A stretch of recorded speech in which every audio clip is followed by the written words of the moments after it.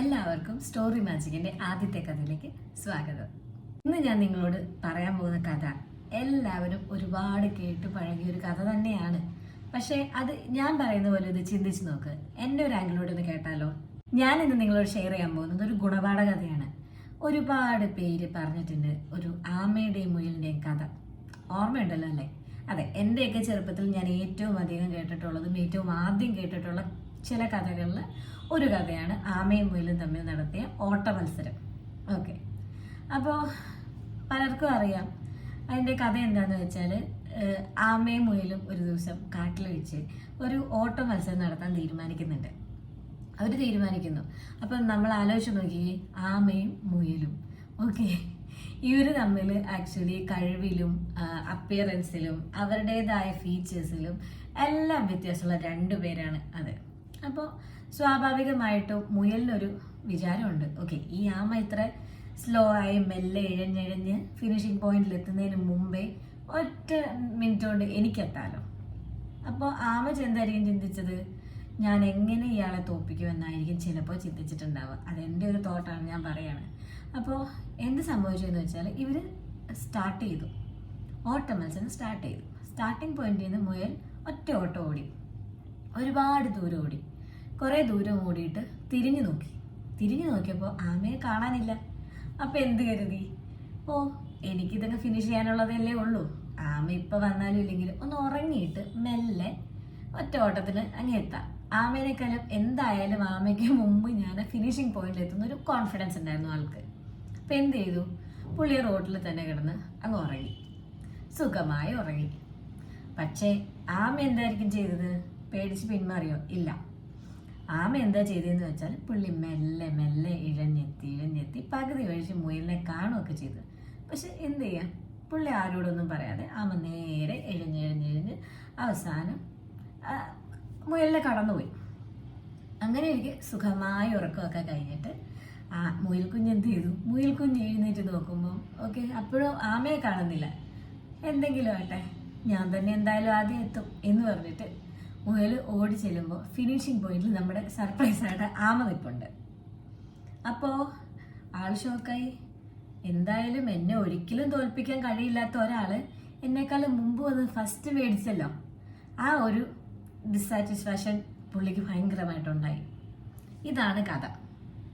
ഇതിന് നമുക്ക് കുറച്ച് കാര്യങ്ങൾ പറയാനുണ്ട്. ഞാൻ പറഞ്ഞതുപോലെ ഗുണപാഠ കഥ ആയതുകൊണ്ടാണ് ഞാൻ സ്റ്റോറി ലൈനായിട്ട് പറഞ്ഞത്. ഇടയ്ക്കിടയ്ക്ക് കുഞ്ഞു കുഞ്ഞു കാര്യങ്ങൾ പറഞ്ഞു പോയത്. കാരണം എന്താണെന്ന് വെച്ചാൽ, ഇതിനകത്ത് മെയിൻ ഹൈലൈറ്റ് എന്താണെന്ന് വെച്ചാൽ, രണ്ട് പേഴ്സണാലിറ്റിയുള്ള രണ്ടാൾക്കാർ. അതായത് ഒരാൾ കഴിവിലും, ഒരാളെന്നല്ല രണ്ടുപേർക്കും രണ്ടുപേരുടെ ആയിട്ടുള്ള ഒരു എന്താ പറയുക വ്യക്തിത്വങ്ങളുണ്ട്, എല്ലാ കാര്യങ്ങളും ഉണ്ട്, ഫീച്ചേഴ്സിൻ്റെ എല്ലാം ഉണ്ട്. പക്ഷേ രണ്ട് വ്യത്യസ്തരായ ആൾക്കാർ തമ്മിൽ മത്സരിച്ചു. ഇവിടെ നമ്മൾ കാണുമ്പോൾ പുറമേന്ന് കാണുമ്പോൾ മുയലും ആമയുമാണ്. പക്ഷേ അതല്ല ശരിക്കുള്ള കഥ. അവിടെ കാണുന്നത് ഒരുപാട് ഓവർ കോൺഫിഡൻസും അഹങ്കാരവും അഹന്തയുമുള്ള ഒരു വ്യക്തിയും, എന്നാൽ അയാൾ നോക്കുമ്പോൾ മറ്റൊരാൾ എന്നേക്കാളും താഴെയാണെന്ന് ചിന്തിക്കുന്ന രീതിയിലുള്ള മറ്റൊരു വ്യക്തിയും തമ്മിലുള്ള ഒരു മത്സരമായിട്ടാണ് എനിക്ക് ഫീൽ ചെയ്തിട്ടുള്ളത്. കാരണം എന്താണെന്ന് വെച്ച് കഴിഞ്ഞാൽ, മുയൽ എന്ന് പറഞ്ഞ ഒരാൾ നമ്മളൊരു പേഴ്സണാലിറ്റി ആണെന്ന് വിചാരിക്കുക. അയാളുടെ ഒരു ക്യാരക്ടർ എന്താണെന്ന് വെച്ചാൽ, മറ്റൊരാളെ പുച്ഛത്തോടെ കാണുന്ന, സ്വന്തം കഴിവില്ലെന്നല്ല കഴിവുണ്ട്, പക്ഷേ അതിൽ ഓവർ കോൺഫിഡൻസ് കാണിക്കുന്ന ഒരു വ്യക്തിത്വം.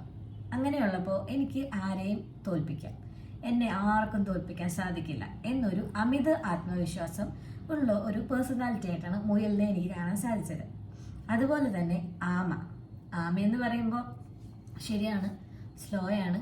പക്ഷേ അതും ഒരു പേഴ്സണാലിറ്റി ആയിട്ട് അയാളെ നമ്മൾ കണ്ടു കഴിഞ്ഞാൽ കമ്പാരറ്റീവ്ലി ഒരു ഇൻട്രോവേർട്ട് ആയിട്ടുള്ളതോ കുറച്ച് മറ്റുള്ളവരുടെ കണക്കിൽ കഴിവ് കുറഞ്ഞ ഒരാളോ ആയിരിക്കാം ചിലപ്പോൾ അത്.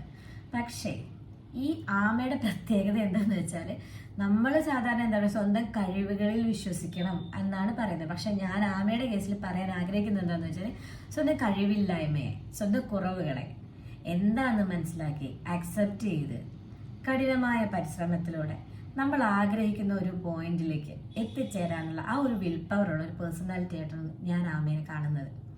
അതുകൊണ്ട് തന്നെയാണ് അയാൾക്ക് തന്നേക്കാൾ കമ്പാരറ്റീവ്ലി അല്ലെങ്കിൽ മറ്റുള്ളവർ നോക്കുമ്പോൾ അതിശക്തനായെന്ന് തോന്നുന്ന അല്ലെങ്കിൽ കുറച്ചുകൂടെ കഴിവുണ്ടെന്ന് തോന്നുന്ന മുയലിന് നിഷ്പ്രയാസം തോൽപ്പിക്കാൻ സാധിച്ചത്.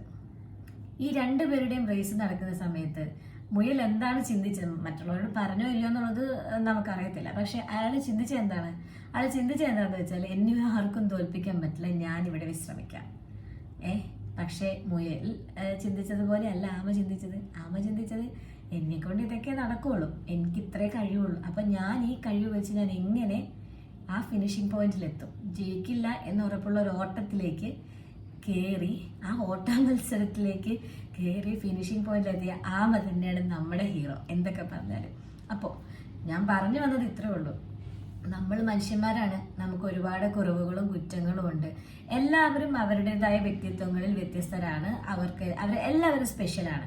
സോ അതുകൊണ്ട് ഒരിക്കലും നമ്മൾ മറ്റൊരാളെ അയാളുടെ ഫിസിക്കൽ അപ്പിയറൻസ് വെച്ചിട്ടോ അല്ലെങ്കിൽ അയാളുടെ എന്തെങ്കിലും ഒരു ക്യാരക്ടേഴ്സ് വെച്ചിട്ടോ ഒരിക്കലും നമ്മൾ അയാളെ താഴ്ത്തിക്കെട്ടി സംസാരിക്കരുത്, ആരെയും അണ്ടർ എസ്റ്റിമേറ്റ് ചെയ്യരുത്. പിന്നെ എല്ലാവരും സ്വയമേ വിശ്വസിക്കുന്ന ഒരു കാര്യം, നമ്മളെല്ലാവരും ഈ സെയിം കാര്യം തന്നെ, നമ്മളെല്ലാവരും വ്യത്യസ്തരാണ്. നമുക്ക് ഒരുപാട് കഴിവുകളുണ്ടാവാം, നമുക്ക് കഴിവ് കുറവുണ്ടാവാം, കഴിവ് കേടുകളുണ്ടാവാം, പല രീതിയിലായിരിക്കും.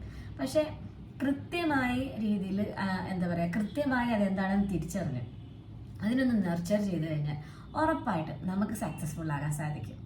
അത് എൻ്റെ ഒരു കോൺഫിഡൻസ് ആണ്. ആ ഒരു കോൺഫിഡൻസ് ആണ് നമുക്ക് ഈ ആമയും മുയലും നടത്തിയ ഈ ഓട്ട മത്സരം ആ കഥയിലൂടെ എനിക്ക് കാണാൻ സാധിച്ചത്.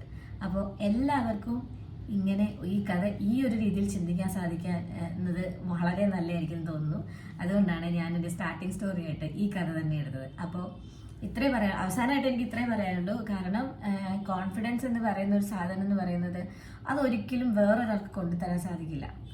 സ്വന്തം കുറവുകളെ അണ്ടർസ്റ്റാൻഡ് ചെയ്ത് സ്വന്തം കഴിവുകളെ ഒന്ന് മനസ്സിലാക്കി എന്തിനാണോ പരിപോഷിപ്പിക്കേണ്ടത്, എന്തിനാണോ കൂടുതൽ അറ്റൻഷൻ നൽകേണ്ടത് എന്ന് നമ്മൾ തിരിച്ചറിഞ്ഞാൽ നമ്മൾ അതിനെ പ്രോത്സാഹിപ്പിക്കണം. എന്നിട്ട് വേണം മറ്റുള്ളവരെ തെളിയിക്കണമെന്ന് ഞാൻ ഒരിക്കലും സജസ്റ്റ് ചെയ്തില്ല. പക്ഷേ ലോകത്ത് നമ്മൾ ജീവിച്ചിരിക്കുമ്പോൾ നമ്മൾ വിവേകാനന്ദൻ പറഞ്ഞ പോലെ നമ്മൾ ഈ നാളെ ലോകത്തൊന്നും പോലെ നമ്മുടെ എന്തെങ്കിലും ഒരു സിഗ്നേച്ചർ നമ്മളിവിടെ വിട്ടിട്ട് പോകണം. അതിനുള്ള ഒരുപാട് ചാൻസ് ഉള്ളൊരു ലോകത്തും ഒരു കാലത്തുമാണ് നമ്മൾ ജീവിക്കുന്നത്. നമ്മുടെ തലമുറ എന്ന് പറയുന്നത് ഒരുപാട് ചാൻസുകളുള്ള, നമ്മുടേതായ ഒരു വ്യക്തിത്വത്തെ ഐഡന്റിറ്റീനെ ക്രിയേറ്റ് ചെയ്യാനും അതിനൊരു റെക്കഗ്നിഷൻ കിട്ടാനും ഒരുപാട് ചാൻസ് ഉള്ള ഒരു കാലത്താണ് നമ്മൾ ജീവിക്കുന്നത്. So make use of it and feel confident. നിങ്ങളെല്ലാവരും യൂണീക്കാണ്, എല്ലാവരും അടിപൊളിയാണ്. സോ ഇപ്പോൾ എന്നെക്കൊണ്ട് ഞാൻ ഒരിക്കലും ഒരു പ്രസൻറ്റേഷൻ ചെയ്യുന്ന ഒരാളല്ലായിരുന്നു. പക്ഷെ എന്നെക്കൊണ്ട് ഇത്രയും സാധിക്കുന്നത് ഉണ്ടെങ്കിൽ എനിക്ക് മുമ്പ് എന്നെ കേൾക്കുന്ന എല്ലാവർക്കും എന്നേക്കാൾ ഒരുപാട് കഴിവുള്ള ആൾക്കാരാണ്. സോ ഇവിടെ എല്ലാവരും ഈ കഥ കേട്ട് എല്ലാവരും ഇനി അങ്ങോട്ട് ലൈഫിൽ എന്തെങ്കിലും ഒരു സ്ട്രഗിൾ വന്നു കഴിഞ്ഞാൽ ഈ ആമയുടെ മുയലിൻ്റെ ക്യാരക്ടേഴ്സ് ഓർത്താൽ മതി. നമ്മൾ ആമയാകണോ മുയലാകണോ, ഫിനിഷിംഗ് പോയിന്റിൽ എത്തുമ്പോൾ ആരെ പോലെ ഇരിക്കണം എന്നുള്ളത്, അല്ലെങ്കിൽ നിങ്ങൾ സെറ്റ് ചെയ്തിരിക്കുന്ന ഒരു ഗോൾ ഉണ്ടാവുമല്ലോ ലൈഫിൽ, ആ ലൈഫ് ഗോളിലേക്ക് എത്തിച്ചേരുമ്പോൾ നിങ്ങൾ എങ്ങനെയായിരിക്കണം, ആരെ പോലെ ആയിരിക്കണം എന്നുള്ള ആ ഒരു തീരുമാനം ഈ കഥ കേട്ടിട്ടെടുത്താൽ ഞാൻ ഒത്തിരി ഹാപ്പി ആയിരിക്കും. അപ്പോൾ ഇനി നല്ലൊരു കഥയുമായിട്ട് നമുക്ക് അടുത്ത എപ്പിസോഡിൽ കാണാം.